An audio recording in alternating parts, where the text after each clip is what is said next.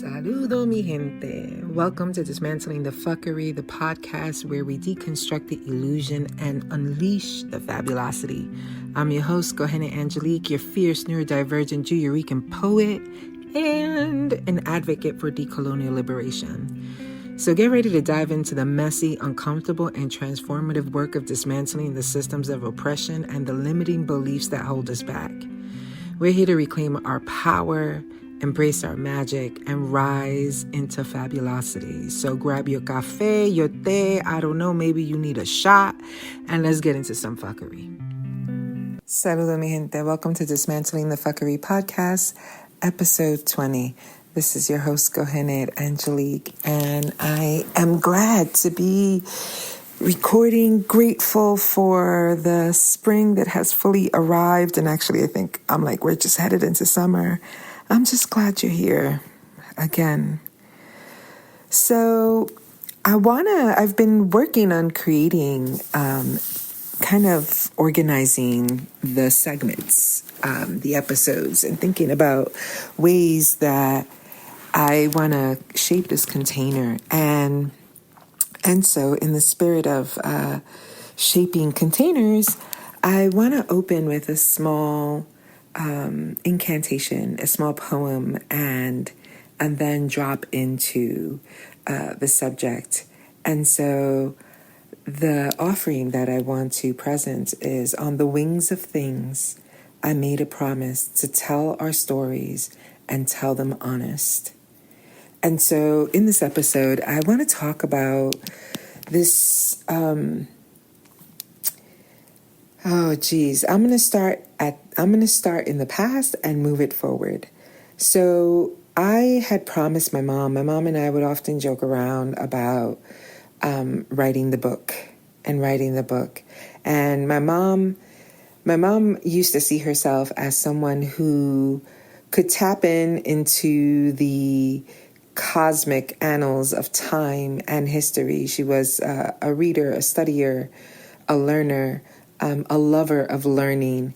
And because she had such a passion for learning, she would often talk to me about, how many lifetimes she's lived because of the real-time experiences that she has had and the wisdom that they have offered her over the years. And so, and she's talking about stories of resilience, stories of being able to overcome, being able to bounce back and come back better than the perceived failure or the perceived fall.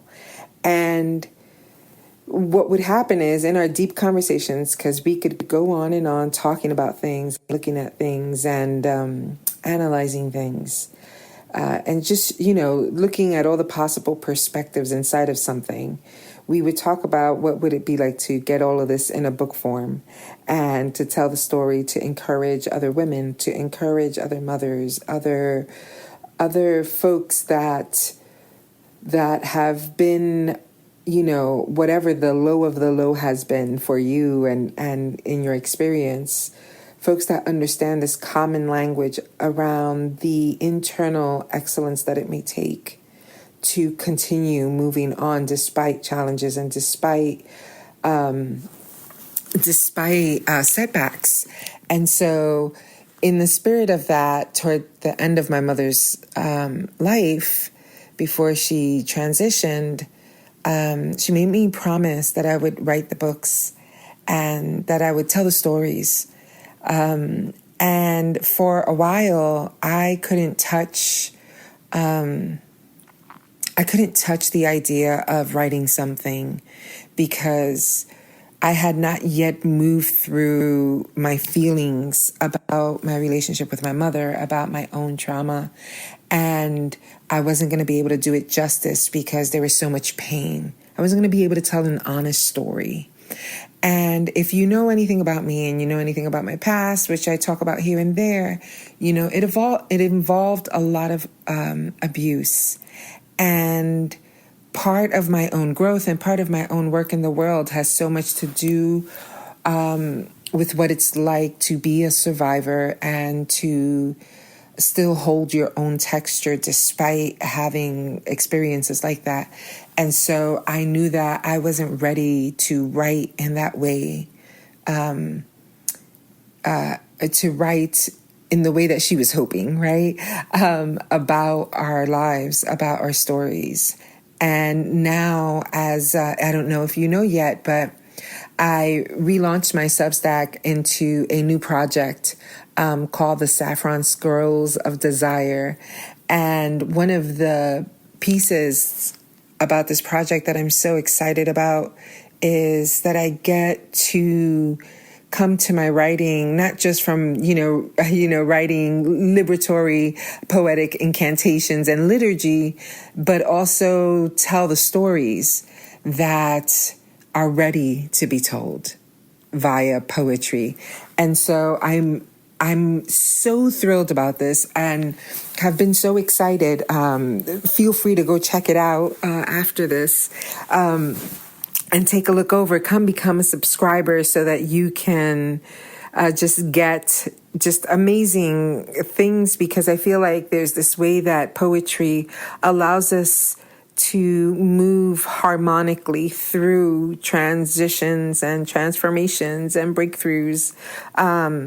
Writing allows us, words allow us to weave so many layers of the multi-dimension, and there is this way that it is extraordinarily powerful, right? Whatever you're weaving. And the way that this becomes even amplify the power of the tool, right? 10 times is when you are using words and language to transform your story. And for me, there's this piece of longing to transform some of my stories, to tell them from the place of honoring my own experience, honoring perhaps the experience of my mother or the experience of my grandmother, or the experience of my dad, right? Like the experiences of their embodied being as well. Because for me, one of the things that I constantly find myself in I want to say it feels like I'm smacking up against a wall. And why such a violent visual? Because I feel like the moments I have where I realize my own humanity as a parent, my own humanity as a woman, my own humanity as a priestess, when I come to those moments that I'm so confronted with my humanity and some of the shadow, I bust out in tears. I swear to you, every single time, because in that moment that I'm looking at myself, I'm actively working hard to see myself through eyes of compassion, because before I saw myself through eyes of judgment, through eyes of shame, through eyes of guilt. Looking at myself through eyes of compassion requires me to really give myself that understanding that I am doing the best I can. And even with all the intention I set behind something or the awareness I cultivate, I still fuck up. And it's not the I fucked up, you're going to see me drop the ball, and then what are you going to think of me? I don't care what you think of me. I care about any harm I enact. I care about the ways that something I've done, said, or a way I have been robs someone of agency, robs someone of the sensation of feeling loved, accepted, seen, valued, heard. Excuse me. Ooh. And so there's that part there where I'm like, oh, my goddess, my parents were also human, right? And it sounds crazy to say it like that, but it's true. There's a truth to the way we one-dimensionalize our parents, to the ways we are extractive, to the ways we are, we lean into judgment because we see and live in an experience of where they have dropped the ball, where they have become too rigid or too fluid, right? We're directly impacted by those things. And when I realize, I'm like, oh my goddess, I'm over here, whatever my own personal realization is, then it's layered by a view of my parents that I had not considered before in the same way. And so I'm flooded with emotions, both with, stories of regret, but simultaneously like, a deep appreciation for being able to see them as human beings, and not just the parents who have fucked up, or the parents who should have fill in the blank, right? And that doesn't eliminate or diminish accountability. It allows for the full scope and complexity of their humanity, just as well as mine. And so as I kind of move in this direction of telling stories and writing about my life, or writing about our life, and writing about the things that we've survived, there's this piece that it's been opening up. And I really blame eclipse season for this, but anyways, because I feel like it opened a fucking portal. And since then, I've been having these moments where I'm like, having these deeper realizations around my own humanity and the way that I have engaged in the almost my own contraction, my own extraction. Because in this, when I look at the patterns in the family lineage, I see the patterns of self-abandonment. I see all of these patterns, and these are the stories, right? Like the lessons learned from those things that are now registering, because I'm 50s around the corner, and there's a lot of stories, right? There's a lot of stories to teach about what it means to inhabit these human complexities. The ones where you're doing the best you can, you're fucking up, and you're also doing great.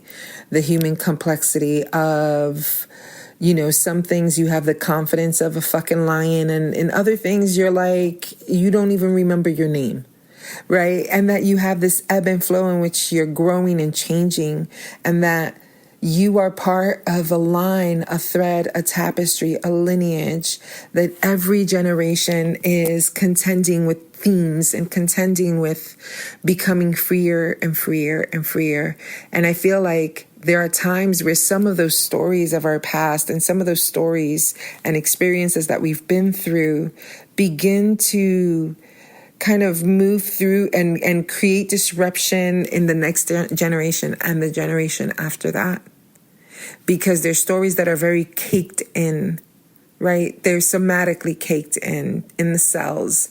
Stories of if I show up fully, and if I'm seen fully, I'm going to be, harmed. I'm going to be, and we think of the witch wound, right? I'm going to be burned at the cross, burned at the, all of those things, burned on a tree, burned on the thing. There's so many ways in which we carry these stories of contracting because the world may not feel safe, or people may not feel safe. But most of all, right? Furthermore, deep within, you don't feel safe with you, because you have not taken the time to look at the stories, and you haven't taken the time to have a wholer perspective about yourself. And I've been butting up against that lately, where I'm like, this idea of 50s becoming a big thing, not because of aging per se, but recognizing these huge ass milestones, decade milestones that we hit, and the stories and layers that are kind of shedding away, right? And we stop giving any fucks about about things that are really, not that serious. And also other things get to come up to the forefront, to be confronted, to be actually looked at. And so I was telling a friend of mine earlier, I was talking about how, these past portals between the eclipse and things like that, there's these experiences that I'm having, like these revelations about the ways in which I am not offering myself, a safe haven to be still. And the reason why I'm trying to figure out how to articulate this. And what I was saying to my friend is that, I am a person who will jump into the fire, jump into the frying pan type of thing when I know it's necessary and things have to be dealt with or confronted or, grieved. And I'm here for that, right? And I understand how important this is. Now, while I'm standing in this place of being willing to push that comfort zone, there is a way that extreme shock of pushing myself to that comfort zone is no longer necessary. And I'm still taking my own inner child by the hand and forcing them to engage in things that actually might not be suited for them.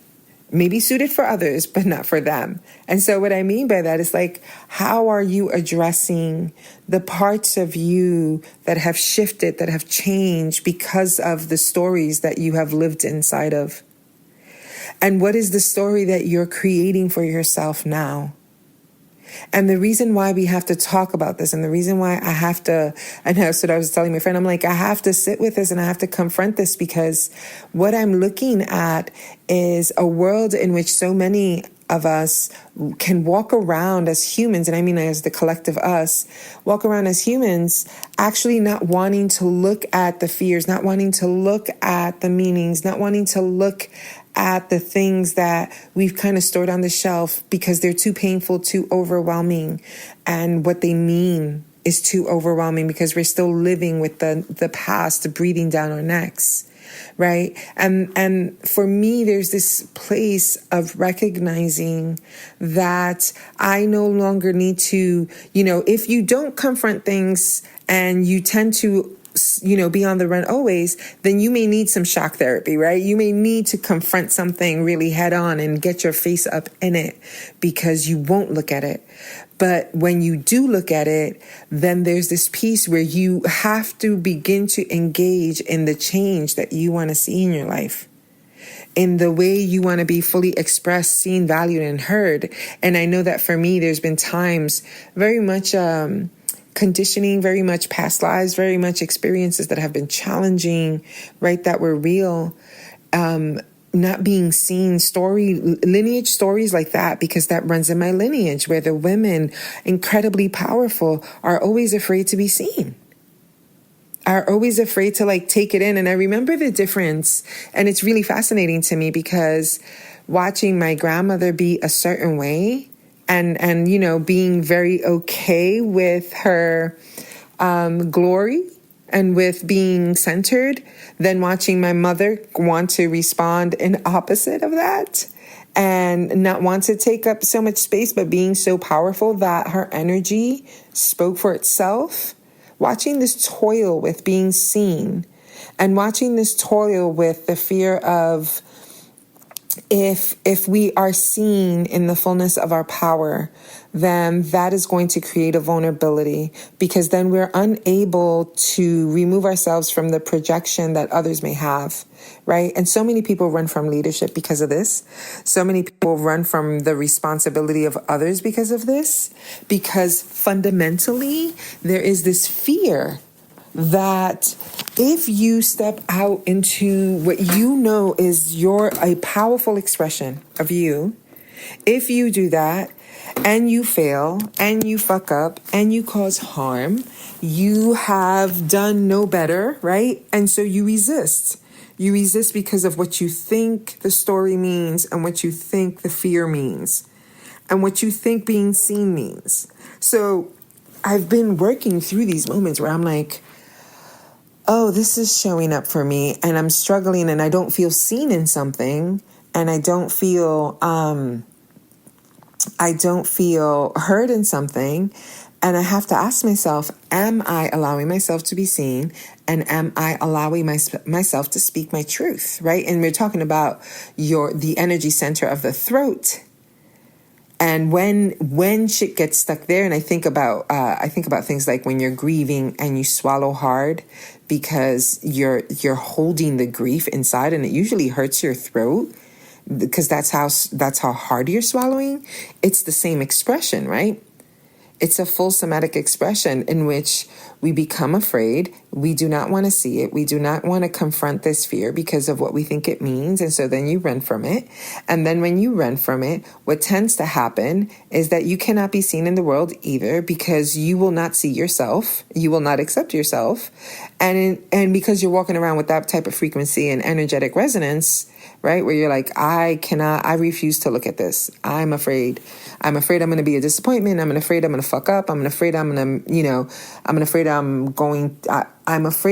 not going to do it justice. I'm afraid that I am going to fill in the blank, whatever the list is.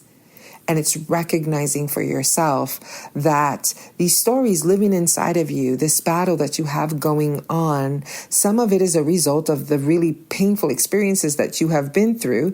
And some of it is like post-mortem shit of a life that has ended, of a time that has gone away. And you're working through who you have become as a result of that.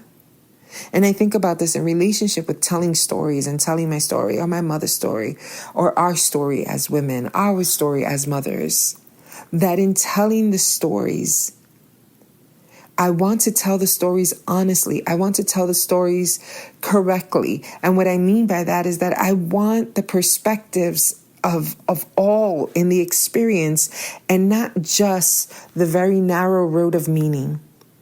I also want to honor in the stories what things meant for me and felt like for me, even when they didn't mean what it felt like. Because even if it didn't mean what it felt like, the feeling is what has remained. And that's why we talk about trauma in a somatic way, where it's like it's stuck in the cells of your body. Because the impact of what has been perceived can be so striking to a human psyche that you don't forget it and that you begin to shape your life. And I think about this in terms of having a part of my body that it may be, all like kinked up and is unable to move and function correctly. I have to make accommodations for the fact that it's not just that I may need physical therapy. I may need surgery. I may need physical therapy. And I may also need to have a constant practice of stretching, because that arm, when the weather changes, will always have some sort of thing going on with it. There's always an impact when there is something externally activating the vulnerability in my shoulder. Are you with me? And it's kind of the same thing with wounds, with places that we have been deeply hurt, that have changed us, right? That has changed you. And you may no longer be in that experience, but the aftermath of who you've become as a result is the thing that you're running from accepting of yourself because of what you think of it. Now, let me give a practical example of this, right? For example, for me, there has been these areas where I'm like, oh, this is what I think this is, but I'm going to move in this particular direction. I don't necessarily confront it fully, right? So I'm like, oh, I know that there's this thing, but I've had this experience and I'm afraid of it, and it's going to happen again because I see the signs of it. And we start operating in a way that creates the distortion, right? You can't trust anybody. Let's talk about trust. You can't trust anybody, because when you have trusted people, they have let you down. All right. So then you're like, okay, I know that's not true, right? You do some healing, you get some shit gone, you're like, all right. But then you start realizing that throughout the rest of your life, you're going to need to be in a practice of recentering security, recentering safety, so that you can continue to build trust and reaffirm trust.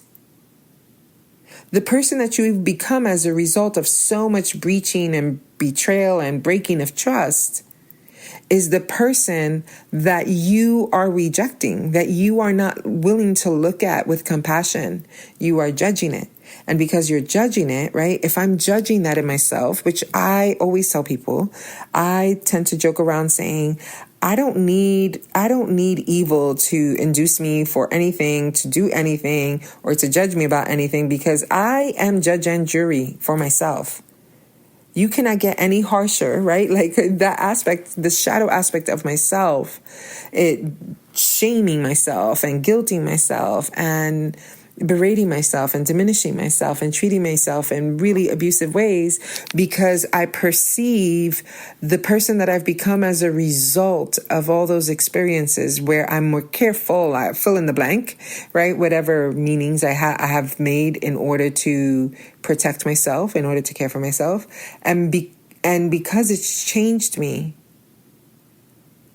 because I have to accept that I have been so deeply changed by something and marked by something, I refuse to look at that. And because I refuse to look at it, I cannot get myself to a place of compassion.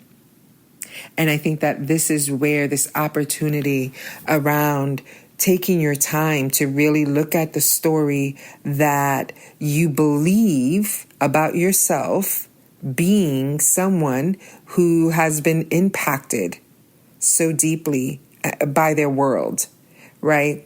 And that person is going to need to be more mindful and need more loving compassion and more acceptance and all of those things. But if you're rejecting that in yourself, you begin to reject that in the external world because you can't believe it's possible outside. Your experiences have been conflated and inflated to the point, think of inflammation, right? Inflated to the point that it is literally just getting your whole vibe jacked up.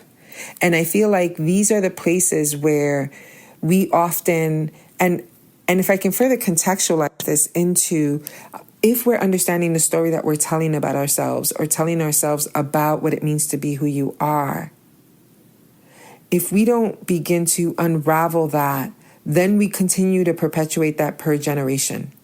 Every generation will have to pick up the weight of contending with this acceptance that you are not defined by the experiences you have had, but they have impacted you and changed you. And because of that, you've had to confront the places of yourself that you need to be a little extra gentle, extra cautious, because you more than anyone has to be tender with yourself. In addition to thinking about being tender with yourself, I want to jump into the conversation of boundaries. Because often enough, we get so lost in the world of like, everybody's talking about boundaries and setting boundaries here and boundaries there, enmeshments, attachment style. I mean, you name it, everything's out there now, right? And in the spirit of that, there's this part around understanding that boundaries are not just to protect the inside from the outside, but they also protect the outside from the inside, right? It's like, hey, I also need to care for myself and I need to protect this because in protecting this, it makes sure that when you come in to my life, when you come into my world consensually, you understand and are prepared for what actually is there. You know, like the 4 steps that you have to go up or the crack in the cement, right? Like in the walkway, there are things that I have to let you know and be very forward with in order to offer myself the safety I need and the security I need to allow you full entrance. Because once you know, you will not mishandle these very tender things. You will not, we can very quickly come to what is needed in order for us to even remotely exchange energy as humans.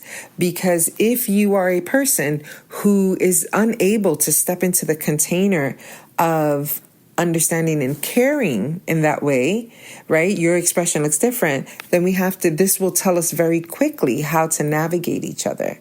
Right? And being able to recognize that boundaries are what begins to offer yourself, you offering yourself the safety and the security that you need in order to inhabit your life.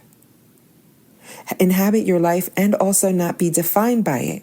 And that makes me think of children when they're starting to walk. Here's this part of you that is just beginning anew. You have had to release a life. You have had to bury an identity, a personality. a role that you've been playing with all these masks all these years. And because you've done that for safety, we don't have to judge that you've been doing it. We don't have to sign that with a final verdict, because it's part of the story of how you heal, how I heal, is by trying to figure out how to navigate and how to survive something. But you've been navigating, you've survived it. Now you have to evolve it. Now we have to look at these pieces and evolve from there and ask, what do I need to feel safe? What story, what meaning does this story have for me? How do I transform it by beginning to take the steps to meet myself where others left me when I was a child and where I left myself when I was a conscious adult? What am I okay with, and what am I not okay with? And how do I be okay with those things, not needing to make anybody else wrong and not needing to put anyone under any subjugation to my wounds and my experiences? How do we hold each other's agency while simultaneously honoring and tending to each other where we can, respecting where we can't? Because this is part of healing our stories and our narratives. And so the thing I've spent these last couple of weeks doing with some of my stories is like looking at them and looking at the places in my life, looking at the wounds that I've experienced, the scars that I have, and how some scars need a little bit more support, more protection, right? Boundaries. For me, it has nothing to do. I always support agency and all of that goodness in others. And there's ways that at times in my experience of that, I have not done it for myself. I've been preoccupied with making sure that other people are encouraged and feel anchored in that I didn't ask myself or didn't notice or didn't track my own relationship to the story so that I can give myself what I need to engage safely. You know, and I think about this when I think about the massive activation that's happening in the world now, and also on a very personal, we're going through so much. There's so much happening. And I think about the ways in which we've had amazing breakthroughs, and we've been so courageous to talk to each other as humans around being triggered or activated around the experiences that live in our bodies and in our minds that we're in our journey with. And I'm also watching the ways that people are entirely, sometimes I'm blown the fuck away at how much of their own agency a person is still giving away by giving someone else all the power to become the drive of your activated vehicle. And so what happens, and what I mean by that is people that are trying to make sure that other people understand that everything they do is triggering them, and they somehow need to stop. And they somehow need to.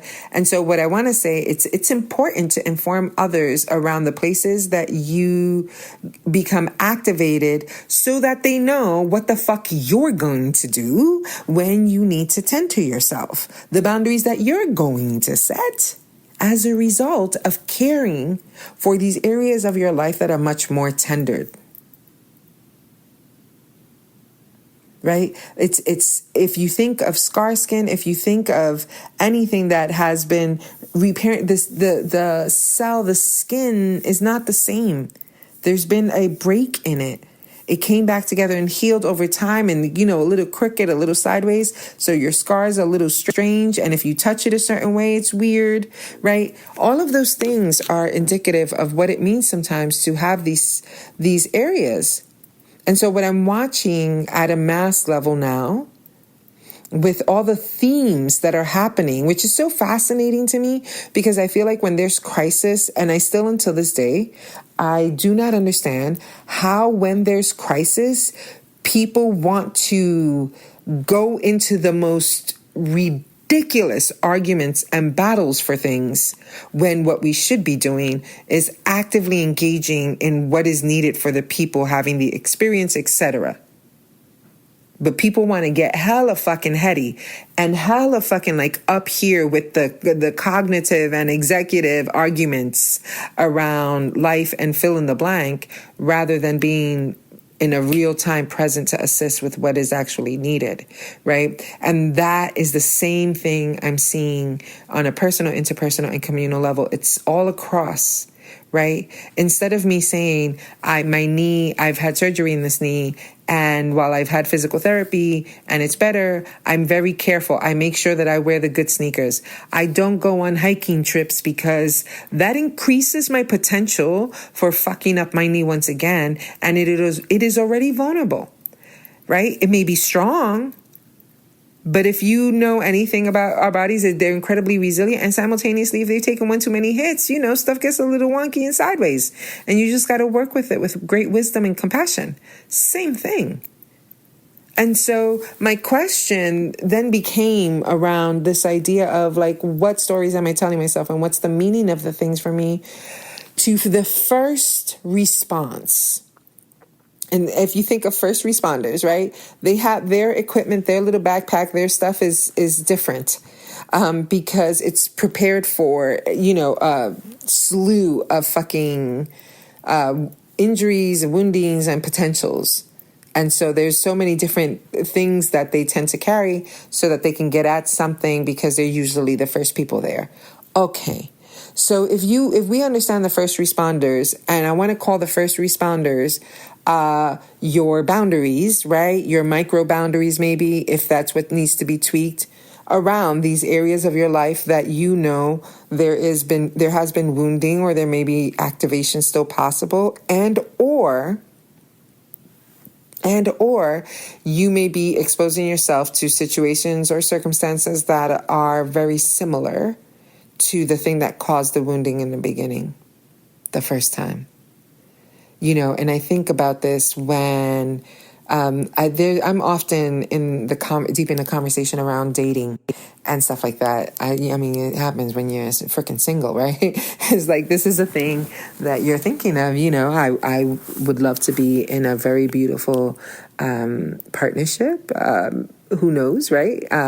Married or not, I don't know what that conversation looks like, but would love, all of those wonderful things. And in loving all of those wonderful things, that's kind of part of the journey, right? A sharing a life. There is a before that. And the before that has a lot to do with how I see myself engaging in the world, and what are the boundaries that I need to set for myself to keep my heart solid, to keep my integrity intact, despite feeling lonely as shit, despite having needs, all of those things, right?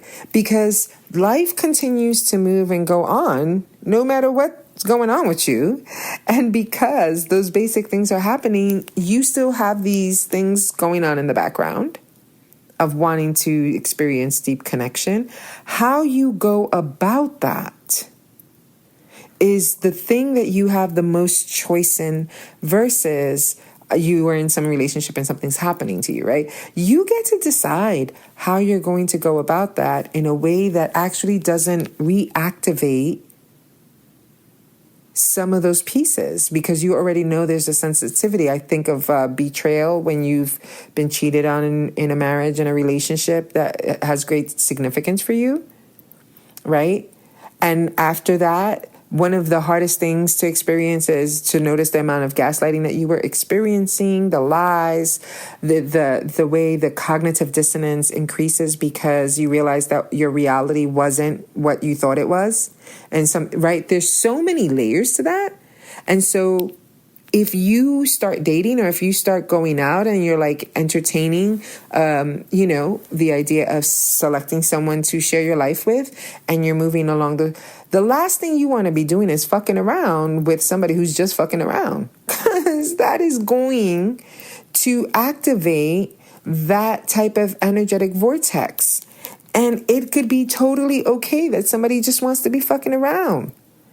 But you're exploring something with someone who is not where you're at, or has the capacity to meet you there, because they're not in that experience or in that particular recovery.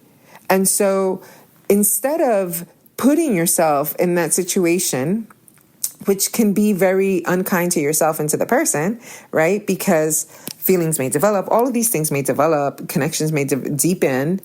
in a way that is creating one type of bond that actually doesn't exist, and then later on has to be unraveled. This is like a thing for me where I'm very present and I want to be intentional. And I've seen what happens when I'm not intentional and the way I feel about that. And then when I am intentional, regardless of the discomfort it may cause temporarily, the long term is the goal, where I get not to put myself in positions that reactivate an experience that I've had. So I'm not trying to, get a guy to be any different than who he is. And I'm also not putting myself in a position to have to tell someone to be different than who they are. Because I have these things that I'm working with. Our job in our healing process is to be able to locate and articulate where we're at with these processes of healing in our lives, whatever, your experience is that causes you to struggle with trust, with loyalty, with safety, security, all of those things, right? And you're still working through them. The awareness of being able to say, I really think, there's possibility. And I recognize that for me as a person, I am always working through and kind of healing trust and things like that. And I know that this will not be a good fit for us, regardless of however you may like or enjoy a person, right? Because you have to respect that people move differently. But you can't do any of that shit if you're unwilling to observe, if you're unwilling to accept, if you're unwilling to see yourself in a compassionate light that begins to transform the story of what it means to be someone who's had those experiences and what it means to be someone who has been changed by that. And loving who you are after the change is as important as loving who you were before it. There's something about the extraordinary amount of pain that we experience as humans when it's heartbreak and things like that, that they break us down and break us open because they create an awareness of the level of sensing that we have as humans, of connection, right? That somehow our connection can have such an impact on me is a thing of wonder and of beauty. And the other side of that is also that our connections have an impact on each other. How do we care for each other in the way, and we say, when you look at a child, you don't give a child a really expensive thing that they might drop to the floor. They don't understand how precious the thing may be to you. To them, it's some sort of curiosity. So why would you do that? And I'm not trying to compare, adults to children. What I'm meaning is that you cannot blame anyone, for not knowing how to handle you or be with you if they don't know how to handle or be with themselves or know how to be with that. And the most beautiful thing you could ever do is let somebody off the hook so that they may be exactly who they are, and that you allow yourself to have the boundaries so that a person cannot play with you, or a person cannot poke at that, or a person cannot constantly grate against it. Because there's plenty of other opportunities for growth. There's plenty of other opportunities for healing. It doesn't necessarily have to be under those conditions. But we cannot measure that. We cannot be with that because we are often running away from accepting that you have been someone deeply impacted by a loss of trust, and that it changed you, made things a little bit more tender, and that you don't see yourself as weak or as foolish or as unable to heal, move on, or stuck, but that you're able to see yourself as someone who has had an experience and has been able to learn and integrate from the experience. And that right now, this is the care you need. And the way you adjust that story becomes so important, because the story that you write is the story that you're living in. How you choose to see this is what you're living in. And I can say that now more than ever in my life, when I look at where I have experienced extraordinary joy, extraordinary love and happiness, even when things were kind of bottoming out, because I was resourcing myself from the inside. I was resourcing myself from connection to faith and hope. I was resourcing myself from that. And the world looked different when I was resourcing myself from that than when I swallowed and wallowed in the pain of what has been. Right? There's a space for grief. There's a space through ritual to process grief, to be fucking angry, to say all the things, but we can't stay there. You can't stay in that state, in that inhabitation, in that role. You can't stay in that old name. You can't stay in that way. You have to grow. You have to evolve, because that is how you reclaim your sovereignty and your agency, when you allow that to happen. When you allow that kind of crumbling to happen, right? When you allow that vulnerability, that those pieces of yourself to be there, you're like, oh, I see this has ended and this is beginning. And in this beginning, I am going to shape it in a way, not that it looks at everything from that same lens and perspective, but that I understand now the care, the exquisite care that is necessary for me. And that when I'm taking care of myself that way, when I'm honoring, when I'm accepting the fact that there are these things that I've experienced, and the way I want to tell that story is that, yes, they were hard. Yes, they were horrible. Yes, they were almost too challenging to speak. And yet here I am. And yet how brilliant my heart, my psyche, my neshama, my soul, my spirit, that was able to still hope and still look toward a future that has kept me alive until this moment. That's the story I want to tell. I want to tell the truth about being at the bottom, but I also want to tell the truth about what has helped me move on from that place. And when you start shifting the story, and this makes me think of tapping, I was exposed to tapping years ago, and have used it on and off, but have committed to using it more frequently recently, so that I can move. You start out with saying exactly how you're feeling. You know, you tap on your the side of your hand, the palm. You tap on your above your, like on your eyebrows, on the side of your eyes, below your eyes.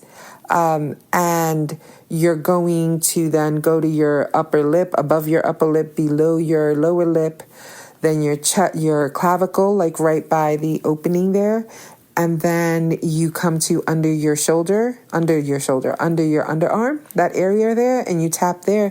And as you're moving through, you're talking about exactly how you're feeling, exactly what you're thinking. Once you move through a couple of rounds of letting all the shit out, then you get to tap into what you want and what you're actually willing to entertain as a possibility for you. So let's say I'm feeling rejected, then I'm going to go through the way that feels for me, where it's showing up in my body, even though I feel rejected and my chest is contracting and whatever the motion is, I completely love and accept myself. And then I can be like, I am accepted and loved everywhere I go, and then do a tapping sequence with that, right? And the reason why we're doing that is because that's what the ritual of grief does. It allows you to move through the emotions, but you can't stay there, because when you clear something out, when you close and end something else must begin. It is the cycle of life, not to sound so Lion King up in this mother, right? But just recognizing that this is part of the equation. And so what I want to invite you to do, I want to invite you to get a piece of paper and write down, where are you hiding from yourself? What is it? What pieces of yourself are you resisting and refusing to look at, refusing to name? Or you're just like leaving to the winds because you believe that its enormity is too much to handle. And so perhaps if you just let it be, maybe it'll figure itself out, right? Where are you doing that? Where are you avoiding? Where are you procrastinating? Where are you entirely tapped out? I want you to also write a list. What are some of the key experiences and themes that you've had in your life, that you've seen in your parents' lives, that you've seen in your family life? You know, in my family, we have a lot of really strong women who often got together with men that they were mixed match with or unequally yoked. I really now more than ever in my life understand that. As a kid, I used to my mom would tell that to me all the time. And I'd be like, lady, stop telling me this. It just doesn't make sense. But I thought it was being ridiculous. No, it's called alignment. And it's really important when you're carrying the world on your shoulders, when you are moving through this life, really sensing and being with the humanity, then you want to make sure that whatever the task and the work is at hand, it is complementary, it is harmonious, it has a synchronicity to it, and that equally it allows for change to happen, right? You want to ensure that you have that in your closest kind of circle, right? Because this is the stuff, this is your support system, this is your foundation. And so really taking the time to look at what are the themes? What are the themes that have moved, that continue to move? I think of things like if you're a guy whose father was absent or whose father was very permissive, was very like, okay, whatever, trying to go along to get along, and if that's your experience, or was your father aggressive, and here you are, you think that's how you move in the world because it's just the way it's been, right? It's what you've seen. But what you're looking at is people who are checking out in different ways, who are not actively being intentional for themselves, but choosing the road that has the least amount of, chance of rejecting or abandoning them, right? Look at the storylines in your family, then look at your own. What are the key things you've experienced? Where are you with those things?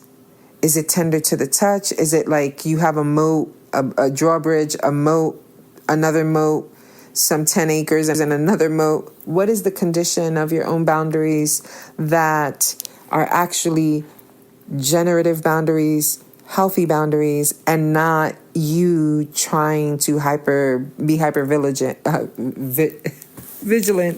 Hypervigilant. That word always gets me, hypervigilant, around the fear of or the paranoia of. Do you see how those are different?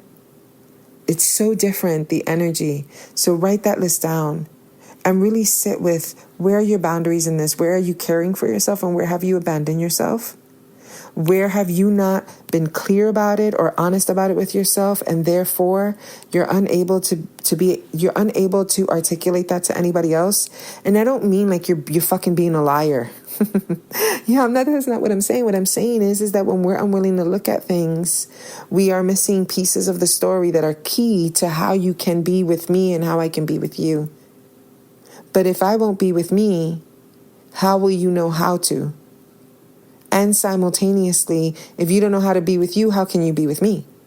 You cannot. You cannot, because you don't know what that's like. And so therefore you cannot offer what you are not able to. And so how do we navigate this? How do we tell a different story that allows for the healing process of honoring who you've become as a result of your experiences without being defined by them? But that now you learn that you have these tender places that you're going to care for much more exquisitely because you set the boundaries, right? And you are no longer allowing yourself to be in positions in which you are directly putting that aspect that may be stronger, may be totally functional, but you're putting it in harm's way by exposing it to the same type of situations, the same type of people. And therefore that ensues in a litany of fucked up relationships, friendships, family ships, whatever, family chosen ships, all of the ships, right? Like it puts so much weight on that. It's time to handle our stories in a different way. It's time to honor the places we have changed. It's time to set the boundaries that allow for the gentle, compassionate care of a human being who's being. And that we can be responsible and accountable in all of those things. So I hope that this has been a blessing for you. I hope that you are being deeply nourished, and I hope that you are meeting yourself with exquisite care and attention, and that you're willing to ask of yourself more kindness, more gentleness, more compassion, instead of more contraction, more extraction, right? Instead of more diminishment and avoidance, meet yourself with compassion and beauty, and let's grow together. So here's to your sovereignty of mind. If you want to book a session and get your quantum human design chart, and we can talk about how do you rise in your sovereignty for the human that you are. Where are the places in your life and in your chart that you've experienced really deep wounding, and that you are wanting to rewrite the story in the relationship with that? You don't want to ignore shit, but you don't want to stay stuck in shit. And so if you're at either places of that, book a session. Let's get to it. I hope to see you in the Saffron Scrolls of Desire, because I'm trying to tell you right now that I'm about to fuck this up with some writing and with some incantational, multidimensional, transformational, futuristic liberation shit that's next level, so that we can continuously be in the state of liberation, and that by the virtue of internalizing and integrating that, we are able to gift it to others and rise in a way that allows for true change in the world that we live in, beginning with the microcosmic universe that you inhabit. I love you so much, and until next time, adios. Bueno, mi gente, thank you for joining me on this wild and liberating journey of dismantling the fuckery. Remember, we are the architects of our own liberation. And if you enjoyed this episode, don't forget to like, subscribe, and share it with your people. Do all the things. You know what it takes for us to keep these frequencies rolling. Together, we will transform the world from a place of fuckery into a realm of unapologetic fabulosity. Stay fierce, my loves. Stay fabulous and keep dismantling. And if you want me or need me, yes, you heard me say that right, you know where to find me at priestessingliberation.com. Nos vemos ahorita. Adiós.